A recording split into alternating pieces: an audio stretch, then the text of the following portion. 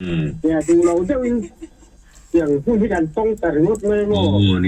就老鬼嘛，你就进去铁密嘛，都嘛的，怎么做到那种基准啊？你那嘛做都能来做能基本上那冷的多不些ฉันจู่biru tak lo dokumen ne ya self ไปไงMZ ไปไงจู่จู่นี่ใช่เองพวกนี่ใช่ละอีโลหัวทักคุณอ่ะสวนทักกันนี่เบเจลังอันนี้ฉันจู่ตัวน่ะไอ้โซเลยบอกสิแล้วฮันนี่กูโดนเองเราโดนปุ่นมั่วจู่เนี่ยฉันนี่ชิลเลยกัน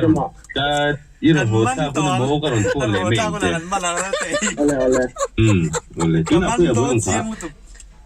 แต่ด้านหล่นเสียตุกเสียที่ว่าฉันรถไหลเงี้ยรถมันเป็นini mau masuk turun rumah ini motor 1109 cuan oh aneh